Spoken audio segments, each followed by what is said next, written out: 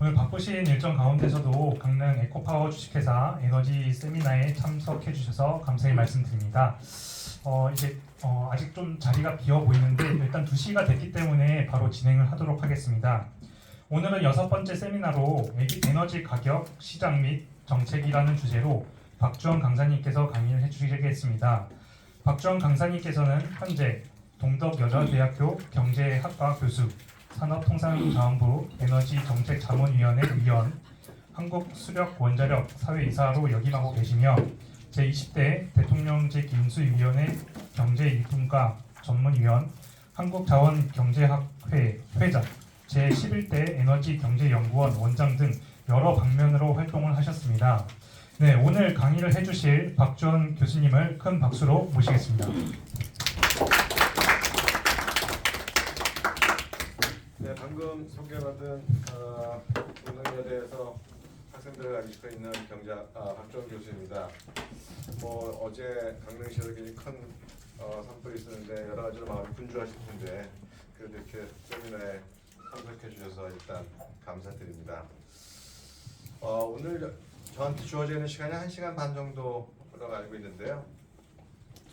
여러분들하고 오늘 좀 나눠보고 싶은 얘기는 가격에 대한 얘기, 시장에 대한 얘기는 에너지하고 상관없이 그 앞부분에 조금 잠깐 좀 아주 원론적인 수준에서 한번 이야기 좀 해보고 그 다음에 이제 우리나라에서 앞으로 여러 가지 기후 변화의 문제라든가 에너지 전환이라든가 에너지 산업을 둘러싼 여러 가지 변화가 전 세계적으로 일고 있는데 거기에 대응해서 우리나라의 에너지 정책을 어떻게 좀 끌고 나가야 되겠느냐라는 그 방향성에 대해서 여러분들하고 좀 같이 생각해보는 시간을 좀 가져보도록 하겠습니다. 제가 목소리가 제법 작은 편은 아닌데 잘 들리시죠? 예. 지금 없이 해도 대장이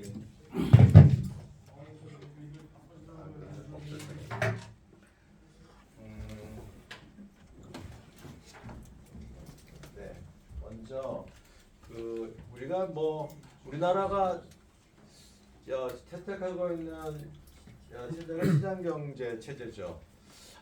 이런 거 한번 생각해 보십시오. 우리나라가 북한하고 우리 경제학에는 경제 성장론이라고 하는 굉장히 중요한 과목이 있습니다. 각 경제가 어떻게 성장하고 경제의 동력 원인이 뭔가에 대해서 이렇게 논의하는 그런 과목인데요. 북한하고 우리나라가 굉장히 많이 비교가 됩니다. 북한하고 우리는 사실 헤어진 지 한 70여 년밖에 되지 않았는데 사실은 문화도 공유하고 있고 식사가도 같고 모든 게 다 같죠. 그런 상황에서 출발해서 지금 현재 나타난 결과는 하늘과 땅 차이의 결과가 나타나고 있습니다. 경제적인 측면에서는요. 그러니까 이것이 경제 성장을 전공하는 교수들 입장에서는 학자들 입장에서는 굉장히 중요한 케이스예요. 도대체 이 차이가 어디서 비롯된 것이냐. 이것에 대한 대체적인 컨센서스는 체제에서 지금 보고 있습니다. 북한은 이제 사회주의 계획경제 체제를 채택했고 우리는 자유주의 시장경제 체제를 채택한 이 차이에서 결국은 이런 결과를 만들어낸 것이다라고 하는 것으로 이제 다수 의견이 그렇습니다. 그만큼 한 국가가 어떤 체제를 선택하느냐가 그 국가의 운명을 결정할 수 있다고도 볼 수 있죠. 하여튼 우리가 채택하고 있는 이와 같은 시장에 대해서 한번 간단하게 원론적으로 한번 점검해 보면요. 우선 우리가 사는 이 사회의 경제가 이슈가 되는 원인은 희소성에서 시작됩니다. 한마디로 우리가 원하는 것보다 모든 게 부족합니다. 부족하면은 필연적으로 생기는 문제가 선택과 분배의 문제예요. 원하는 사람은 10명 있는데 세상엔 5개밖에 없다. 그러면 결국은 10명 중에 5명을 선택하는 문제가 생기는 거죠. 이 5개를 누구한테 줄까? 이런 선택과 분배의 문제가 필연적으로 생깁니다. 그러면 결국은 한 사회가 이와 같은 거 분배를 해주는 메커니즘을 어떻게 선택할 것이냐. 10명 중에서 5명을 뽑아야 되는데 그 5명을 누굴 선택할 것인가에 대한 메커니즘이 있어야 되는 거죠. 그거를 생각할 수 있는 것이 결국은 그 메커니즘을 모색하는 게 경제 체제 논쟁인데요. 생각해 볼 수 있는 메커니즘은 정치적 메커니즘과 시장 메커니즘이 있습니다. 정치적 메커니즘은 말 그대로 또 사회적 합의를 통해 가지고 이걸 나눠주는 겁니다. 반면에 시장 시장 메커니즘이라는 건 시장 안에서 가격이라고 하는 신호를 가지고 거기서 이제 자율적으로 5명이 선택되는 그런 구조죠. 물론 어떤 나라든지 100% 정치적 메커니즘을 갖고 있다거나 100% 시장 메커니즘을 갖고 있는 나라는 없습니다. 대개 이게 믹스가 되어 있죠. 그러니까 그런데도 불구하고 이제 대체적인 의견은 뭐냐면 경제 체제로서의 시장 경제의 우수성은 이론적으로나 경험적으로 대체로 입증되고 있다는 것이 다수 의견입니다. 물론 사회주의 경제학자들은 이것에 좀 다른 의견을 갖고 있을 것입니다. 하나의 뭐 예를 들어보면은 역사적으로는 이 사회주의 계획경제 체제를 갖고 있었던 소련 및 동구권이 몰락했다고 하는 역사적인 이벤트 하나의 증거가 될 수 있고요. 또 하나는 중국이 정치적으로는 공산주의를 선택하고 있지만 경제적으로는 시장을 도입했던 등석등의 소위 흑묘 백묘론도 그거를 하나의 증거가 될 수 있고요.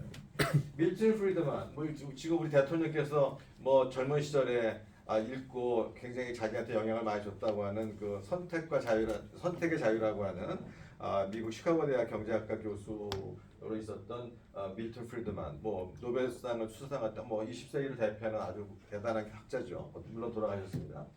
이분이 뭐라고 했냐면요. 시장은 자발적 참여를 통해 도달되는 합의를 바탕으로 일이 수행되지만 정치적 과정은 많은 경우 억지 동의와 강압에 일이 수행된다.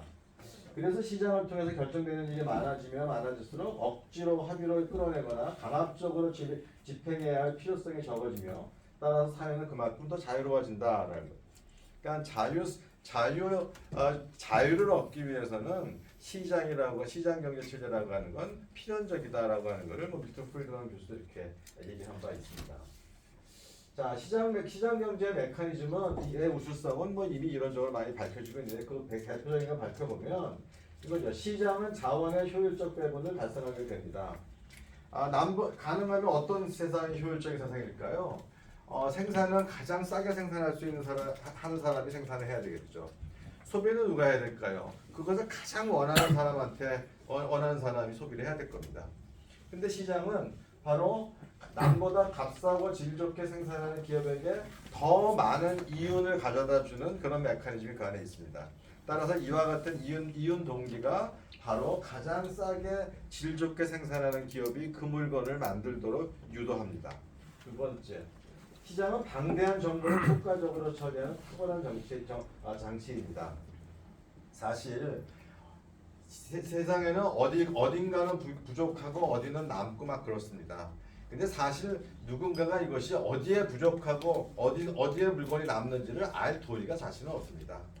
이걸 갖다 만약에 정치적 합의 과정을 한다면 누군가가 그걸 다 모니터링 해야 되고 모자르다 그러면 남는 쪽에서 보내주고 이래야 되거든요. 근데 시장에는 기가 막히게 뭐냐면 바로 그것을 가격 신호가 그 일을 해준다는 겁니다. 가격은 시시각각으로 남을 때는 싸지고 부족할 때는 올라감으로써 모든 사람은 가격만 바라보면서 자기의 의사결정을 하게 되죠. 가격이 올라가면은 기업들은 생산을 증가시키고 소비자들은 가격이 올라가면 자기의 소비를 줄임으로써 그 과부족의 문제를 아주 효과적으로 해결합니다. 사실은 시장이 만약에 이런 개인들한테만 좋고 사회 전체에 좋지 않다면 시장은 살아남지 못했을 거예요. 근데 이 시장이 기가 막히게 사익 추구와 공익 증진을 자연스럽게 조화시키는 장치라는 것을 이 1776년 경제학의 아버지라고 하는 아담 스미스가 그 유명한 국부론에서 얘기하고 있습니다. 네. 사회주의는 저는 이렇게 봅니다. 사회주의 경제 체제라고 하는 것은 사람의 공공 의식이라고 할까요? 사람들은 그러니까 이 공동체 의식, 사람들의 공동체 의식을 굉장히 중요하게 생각합니다. 그러니까 사람들은 공동체 의식을 갖고 있어서 그걸 자극하면 자기를 희생하더라도 공공 전체가 잘 되는 방향으로 사회를 끌고 나갈 수 있다라고 믿는 반면에 우리 같은 시장 경제 자본주의 체제를 옹호하는 사람은 인간의 이기심을 그냥 믿습니다. 인간은 이기적이다. 그렇기 때문에 모든 인간은 이기적으로 행동한다. 그리고 그 이기심을 전제로 시스템을 구성하죠. 근데 사실 제가 뭐 거기까지 가는 철학자는 아닙니다만 우리가 살아본 경험에 의하면 인간은 기본적으로 이기적이다라고 하는 게 맞는 것 같습니다. 남보다는 나 자신을 먼저 생각하게 되는 게 아마 이 보통일 것 같아요. 그렇기 때문에 그런 이기적인 이기성의 기초를 두고 있기 때문에 마치 이건 사익 추구만 하는 것 같죠. 근데 그 사익 추구가 만약에 공익 증진과 모순이 생긴다면 이건 체제로서 받아들이기 어렵습니다. 그런데 아담 스미스는 바로 이걸 증명을 했어요. 시장은 각 개인으로 하여금 사익을 추구하는 가운데 저절로 사회 전체의 이익도 증진케 하는 계기를 제공함으로써 사회 전체적으로는 사익과 공익을 조화시키는 기막힌 장치다라고 이렇게 합니다. 그러니까는 그런 장치가 있을지 모르겠는데 시장이 이런 것을 하는 기가 막힌 메커니즘이라는 것을 아담 스미스가 얘기하고 바로 이런 이유 때문에 사익과 공익을 조화시킬 수 있고 바로 이런 이유 때문에 시장 경제 체제를 받아들여라 뭐 이런 얘기입니다. 근데 뭐 시장 메커니즘이 움직이는 핵심 요소는 뭐냐? 가격입니다. 이 시장에 대한 경제학과에서 가르칠 때 보통 미시경제학이라는 클래스에서 가르치게 되는데요. 제가 대학 다닐 때만 해도 일부 대학에서는 미시경제학이라는 과목을 갖다가 가격론이라고 부르는 학교들이 많았어요. 그만큼 시장 경제의 핵심은 가격이라는 뜻이죠. 이 시장은 바로 시장 기능, 가격 신호 기능에 의해서 작동됩니다. 이건 뭐 더 설명할 필요 없을 것 같아요. 그런데 그 시장 가격은 모든 비용을 반드시 포함해야 됩니다. 비용에는 각 어떤 물건을 만드는 비용에는 이것을 만들기 위해서 이걸 만드는 회사 사장님 주머니에서 나가는 돈만 있을 뿐만 아니라 다른 사람 주머니에서 나가는 돈도 있습니다. 가령 공예업체가 있다면 공예업체 사장님은 자기 그 생산을 하기 위해서 거기에 들어간 재료비는 자기 주머니에서 나오겠지만 거기서 오염이 돼서 공기를 오염시켜서 그 옆에 있는 사람이 그 오염된 공기를 피하기 위해서 사용하는 공기청정기에 들어가는 비용은 이 사장님 주머니에서 나오진 않죠. 다른 사람 주머니에서 나옵니다. 그러나 사장님도 우리 사회의 구성원이고 옆집에 있는 그 주민도 우리 사회의 구성원이기 때문에 누구 주머니에서 나왔든지를 구분할 필요가 없습니다. 그걸 보통 우리가 사회적 비용이라고 그러는데요. 그런 사적 비용뿐만 아니라 사회적 비용, 즉 외부 비용까지 모두 포함했을 때 그것이 진실된 가격 신호가 되고 그와 같은 가격 신호를 보고 경제 활동을 해야지만 아담 스미스가 말하는 그와 같은 공익과 사익이 조화가 되는 겁니다. 근데 현실 세계에서는 그렇지 않은 경우가 많죠. 네. 가장 예를 들어서 전기의 과소비 같은 게 일단 여기에 있다고 봅니다. 뭔가 가격에 비용이 제대로 반영되지 않은 신호를 보내는 거죠. 따라서 이것은 소비자들로 하여금 전기를 과소비하는 그런 걸 만들어내게 됩니다. 자, 그러면 이제 현실 여기까지 그냥 대체적인 원론이고요. 우리나라에 있는 에너지 가격 왜곡 현상에 대한 몇 가지만 좀 얘기해 보겠습니다. 요거는 뒤에는 나오니까 빨리 넘어가겠습니다. 우리나라는 지금 에너지 사용량 수입에 우리나라 전체의 한 93%를 해외에서 수입하고 있다는 겁니다. 뭐 다 아실 겁니다. 따라서 이 소리는 뭐냐면 국제 에너지 가격에 우리가 자유로울 수 없다는 겁니다. 그런데 이거 보시면 우리나라 전기 가격이 세계에서 최저 수준입니다. 지금 이 작년 3월 기준인데요. 주택용입니다. 보시면 이게 OECD 38개 국가 중에서 37번째. 제일 싼 나라인데 우리보다 더 싼 나라는 터키밖에 없습니다. 오른쪽에 재밌는 얘기입니다. 이건 뭐냐면요. 1963년부터 지금까지 짜장면은 140에서 한 200배 이상 올랐습니다. 가격이요. 대학 등록금 191에 올랐다고 합니다. 대체적으로. 그 다음에 버스비 125배. 예. 쌀값 67배. 그런데 전기값 27배입니다. 그러니까 그만큼 우리나라가 전기 가격을 그만큼 억누르고 있었던 거죠. 물론 이것은 산업 경쟁력이라고 하는 것을 확보한다는 차원에서 그런 명분을 가지고 그렇게 했으면 물론입니다. 이렇게 하다 보니까 그 결과 나온 게 뭐냐면 세계에서 가장 값싼 전기를 사용하고 있는 거죠. 게다가 우리나라 전기는 세계에서 가장 품질이 좋다고 합니다. 그러니까 가장 고급으로 만들어내는 전기를 우리가 가장 싸게 소비하고 있는 거죠. 자, 그러다 보니까 자연스럽게 싸면은 막 쓰잖아요. 가장 합리적인 경제 활동이 뭔가요? 싸면 막 쓰고 비싼 건 귀하게 써야죠. 우리나라에서 전기가 상대적으로 싸니까 막 쓰는 겁니다. 그 결과 나오는 게 뭐냐면 에너지 다소비 구조가 고착화된 겁니다. 우리 사회가. 국제유가 볼까요? 여기 보시면요, 이게 국제유가가 이렇게 지금 1990 몇 년인가요? 95년부터 이렇게 올라왔어요. 근데 보시면 여기 전기 가격이고 이제 아래게 이게 또 이 초록색으로 칠한 게 이게 뭐냐면 실질 가격인데요. 전기 가격은 거의 변하지 않고 약간 내려가는 그런 모습을 보입니다.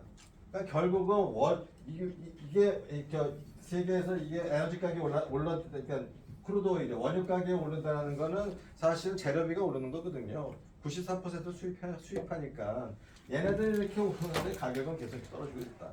물론 이렇게 떨어질 수 있고 많이 안 오를 수 있었던 거는 상대적으로 값싼 원자력 비중을 높이고 석탄 발전의 비중을 높였기 때문에 그렇습니다. 그럼에도 불구하고 이거 차이는 뭐 여지없이 우리가 전기 가격을 컨트롤하고 있었다는 증거가 되죠.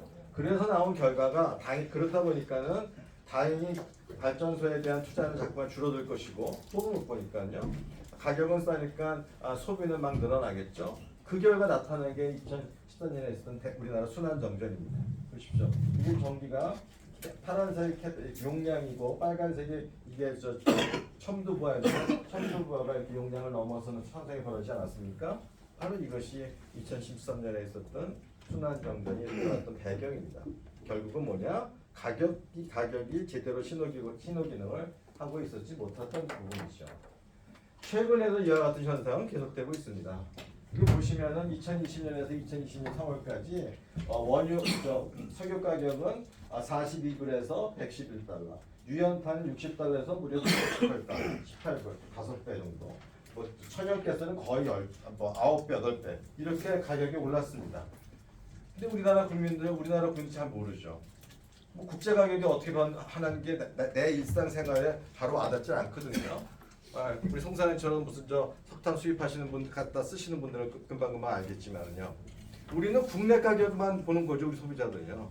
우리나라 소비자는 국내 가격만 보고 지금이 뭐 부족하겠거니 남격을 하는데 국내 가격은 거의 변동시키지 않았거든요. 거의 다 100% 반영하지 않았거든요.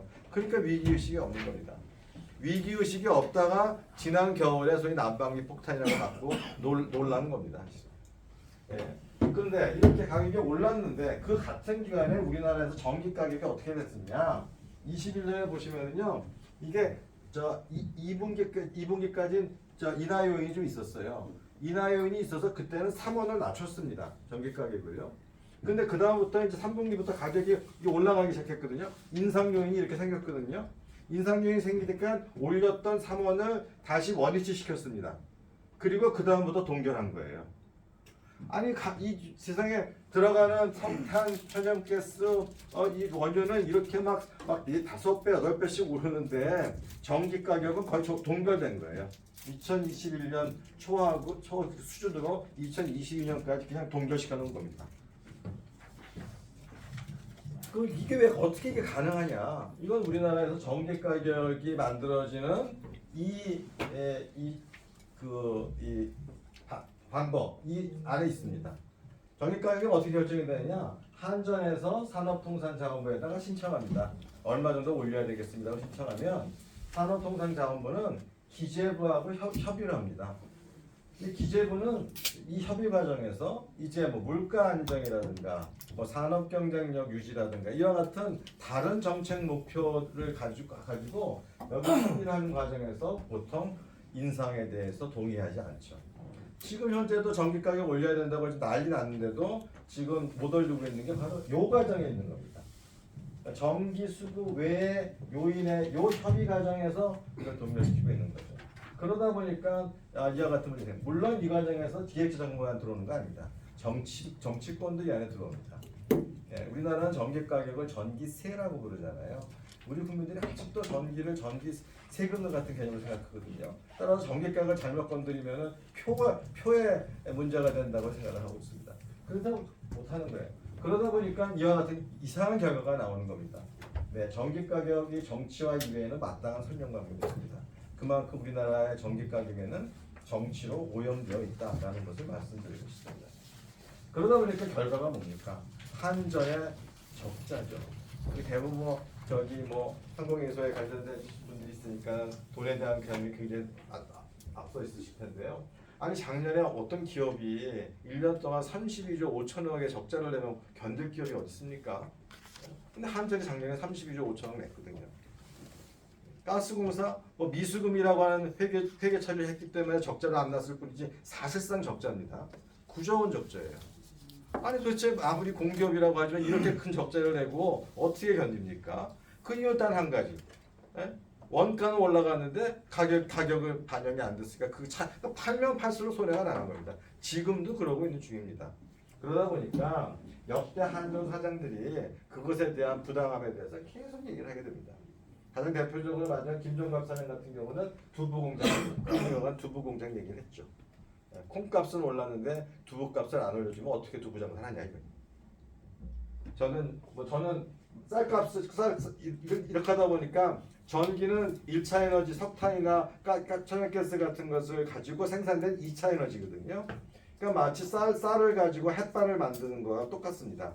근데 이러다 보니까요 지금 어떤 현상이 벌어졌냐면 햇반 가격이 쌀값보다 싼 가격이 된 거예요. 아 햇반이 쌀보다 싼데 누가 밥 해 먹습니까? 그냥 햇반 사서 먹죠. 그러다 보니까 막 전기를 막 쓰는 거예요.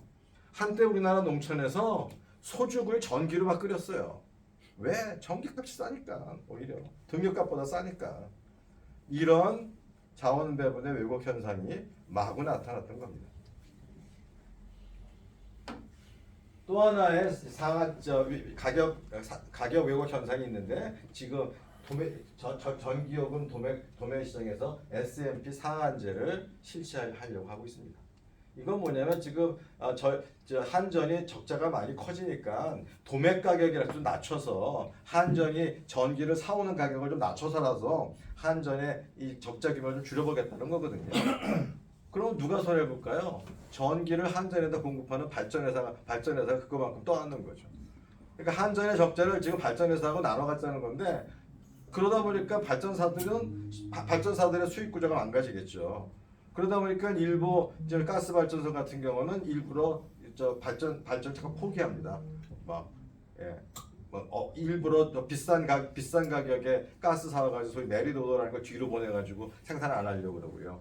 손해나니까요. 그러다 보니까 이 상태가 계속 가다 보면은 수급 위기, 전력 수급 안정화에 굉장히 반대의 방향이 될 수 있는 거죠. 천연가스 왜곡 현상입니다. 방금 얘기했지만 지난 2, 3년 동안 천연가스 가격은 한때 8배까지 엄청나게 많이 올랐습니다. 그런데 보십시오. 이게 박근혜 정부고 이게 문재인 정부입니다. 박근혜 정부는 국제 천연가스 가격과 국내 가격을 계속 어느 정도 그 트렌드를 맞춰 나가고 있었어요.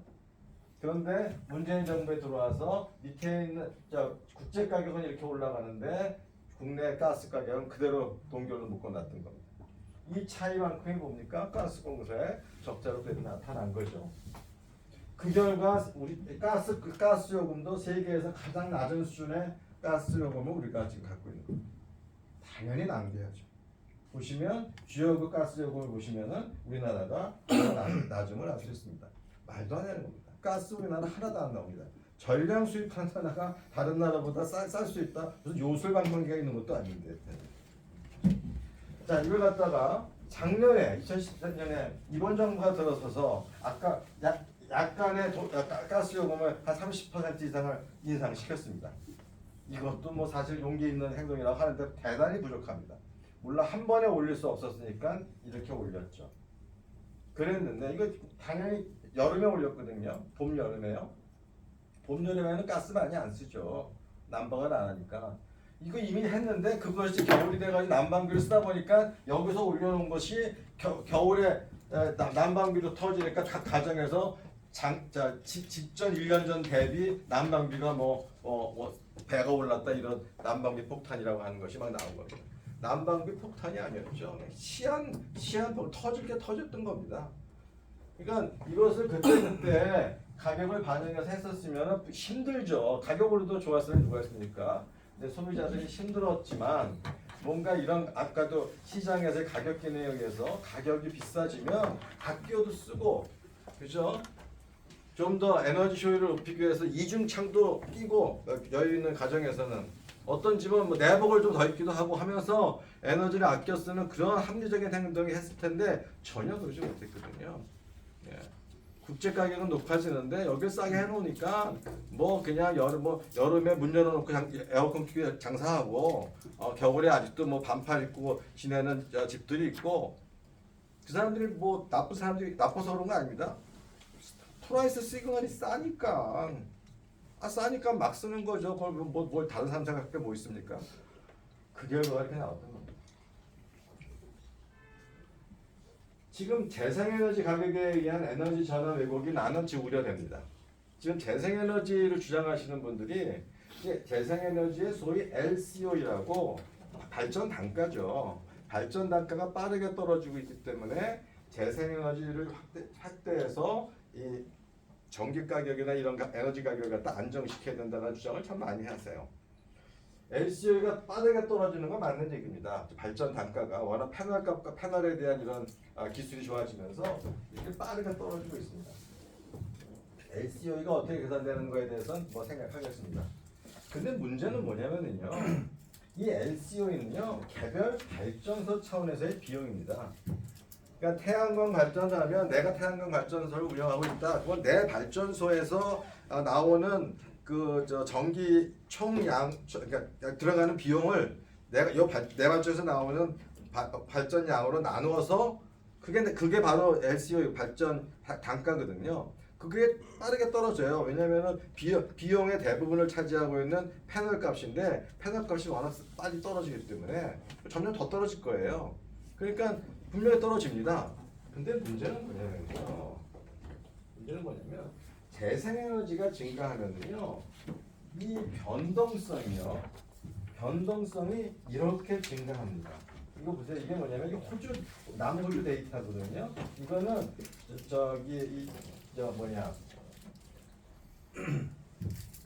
이게 뭐냐면 이게 재생에너지 비중이 높아짐에 따라 연도별로 전기의 생산의 수요의 폭을 얘기하는 건데 보세요. 이게 재생에너지가 늘어나니까 여기 이쪽으로 하면 어떻게 되죠? 점점 더 퍼지잖아요. 퍼진다는 건 뭐냐? 많이 수요할 때와 적게 수요할 때가 차이가 많이 난다는 얘기예요. 그러니까 수요의 변동폭이 커지는 거죠. 왜냐면 낮에는 태양광에 뜨면 그 태양광에서 나오는 전기를 먼저 쓰거든요. 그러니까는 거기에 대한 수요가 그만큼 줄어들겠죠. 그죠? 근데 태양이 싹 없어져 버리면 다시 수요가 살아나니까 이제 그만큼 던파이 늘어나겠죠. 그죠? 이 차이가 늘어나요. 변동성이 잠깐 커집니다. 간헐성 때문에 일어나는 문제죠. 그렇기 때문에 그 문제를 이게 하나 보시면 돼요. 우리나라도요. 지금 시뮬레이션을 해보면은 2030년에 태양광 재생에너지 비중을 30%로 만약에 가져가면요 이런 현상이 벌어집니다. 이런 현상이 뭐냐면 낮이 되면은요 전부 태양광으로 해가지고 우리가 사용하는 수요를 다 잡아먹습니다. 그러니까 이론적으로 다른 발전소가 다 중단해야 돼요. 그리고 생산을 한 들 다 버려야 됩니다. 그러다가 저녁이 되잖아요. 그러면 태양이 싹 없어지면은 그때 이 전력수요가 또 살아나는 거예요. 이 변동폭이 64기가 정도 수요가 하루에 이 변동폭이 64기가 정도가 출렁출렁할 거라는 겁니다. 이거를 갖다가 수급 조절한다는 건 굉장히 어려운 일이거든요. 자, 이걸 하기 위해서는 어떻게 되냐면 결국은 이런 것들이 필요해요. 남을 때 전기를 저장해야 되는 배터리가 필요하고요. 그 다음에 또 남는 전기로 이 물을 위치 에너지를 바꾸는 양수 발전. 그 다음에 무슨 무슨 수소 같은 가스로 만들어서 저장을 하기도 해야 되고요. 등등 이와 같은 것도 되게 많이 필요합니다. 그 다음에 송전선도 많이 깔아야 돼요. 왜냐면 용량이 커지기 때문에. 그러면 이런 것들이 있지 않으면 재생에너지 비중을 늘릴 수가 없거든요. 그렇다면은 재생에너지에 들어가는 비용은 이 사람들 주머니에서 나오는 것도 생각해 줘야 된다는 거예요. 아까 말했듯이 진정한 비용은요. 이걸 소위 말해서 시스템 비용이라고 합니다. 그러니까 발전소 차원에서 나오는 비용은 줄어들지만 사회 전체적으로 봤을 때 비용은 비중이 높아감에 따라 빠르게 늘어날 거라는 거예요. 보시면은요, 이게 지금 학자들이 하는 이제 연구 결과인데 독일 데이터를 가지고 하는 결과인데요. 이렇게 이 풍력인데요. 풍력의 비중이 높아지면은요, 요게 바로 이제 그 밑에 있는 이 부분이 뭐냐면은 그 이제 발전 비용이에요. 플랜트 단위에서 발전 비용이요. 만약에 이것이 그냥 고정된다 하더라도요, 이게 올라가잖아요. 이게 비중이 높아지면 어떻게 돼요? 바로 이 부분이 시스템 부분이에요. 그 비중이 높아져서 이 문제를 해결하기 위해서 배터리도 더 많이 넣어야 되고 뭐 등등의 이 수급을 밸런스를 맞춰주기가 여러 가지 시스템 비용이 늘어나서 한 40% 넘어가면 이거보다 훨씬 더 큰 시스템 비용이 필요하다는 거죠. 따라서 재생에너지의 비중이 높아지면 그것쯤면 시스템 비용이 높아져가지고 전기 발전에 대한 생산 비용이 떨어질 거라고 하는 것, 가격 안정에 기여할 거라고 하는 것은 대단히 잘못된 그런 착각에서 나올 수 있는 그런 거라는 거죠. 따라서 우리가 재생에너지 비중을 높이는 것에 우리 사회가 동의한다면 그것만큼 우리도 더 전기 가격을 더 비싸게 지불할 각오가 되어 있어야지만 그런 것들에 대해서 우리가 동의를 할 수 있다고 저는 생각합니다. 또 하나 문제는요. 재생에너지는요. 아까 발전 비용 할 때 어떻게 했습니까? 자기가 들어가는 총 비용을 생산력, 우리 태양광 발전소 만드는 총 발전량으로 나누는 거잖아요. 근데 문제는 태양광 발전소에서 내 발전소에서 만든 전기가 항상 가치가 있는 게 아니에요. 전기가 남아돌 때 생산되는 가치는 사실상 빵원입니다. 처치곤란이에요. 어떻게 말하면 마이너스일 수도 있어요. 이것을요. 그러니까는 근데 석탄 발전이나 이런 무슨 가스 발전은 소위 급전 가능 전원이라 해서 가치가 있을 때 생산을 하거든요. 가치가 없으면 생산 안 합니다. 근데 태양광은 가치가 없는 시점에 만약에 해가 뜨면요, 그냥 어거지로 생산이 되는 거예요. 그러니까 가치가 없는 생산량으로 밑에 분모로 나누니까 그것만큼 평가 절상되고 있는 거죠. 그러니까 실제로 보시면 이거 보세요. 이게 그 가치, 시장 가치인데요. 이것도 마찬가지예요. 이게 비율이 높아지면 재생에너지 비율이 높아지면 자꾸만 그것에 대한 가치, value가 자꾸만 떨어진다는 거죠.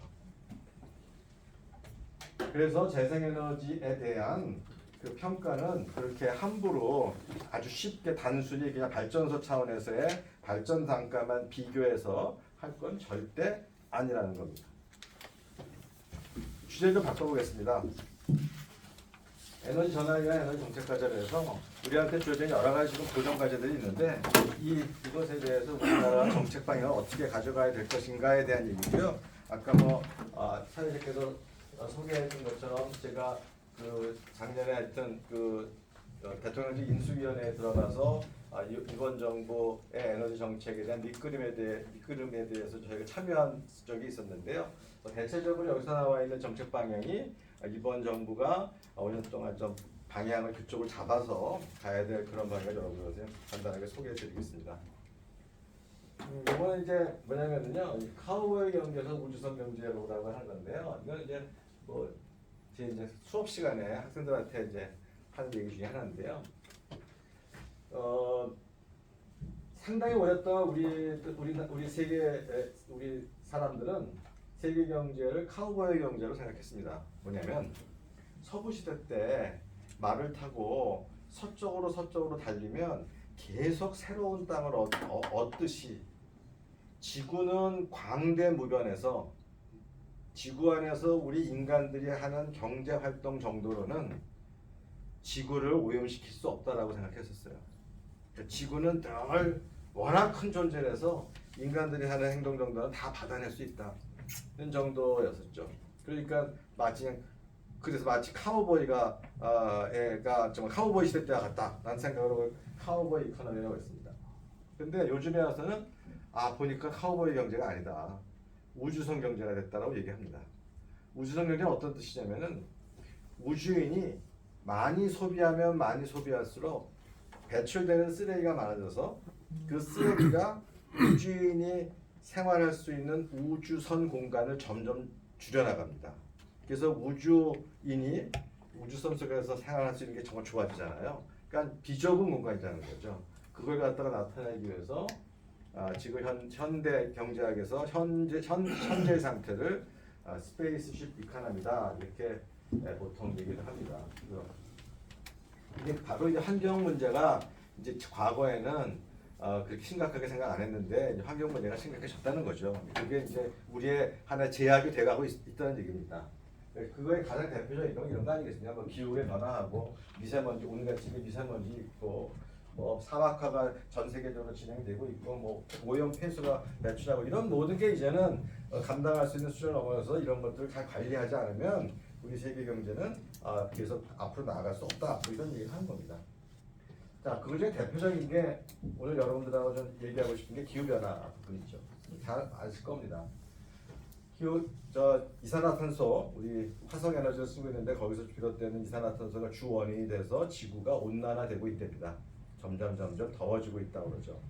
그러니까 통상적으로 우리가 클라이밋 체인지 기후 변화라고 얘기하는데 이 기후 변화에 대해서는 논의한 게 뭐 최근이 아닙니다. 최초가 1992년으로 돌아가는데요. 1992년에 브라질 리우데자네이루에서 기후 변화 협약을 우리 전 세계가 만들게 되죠.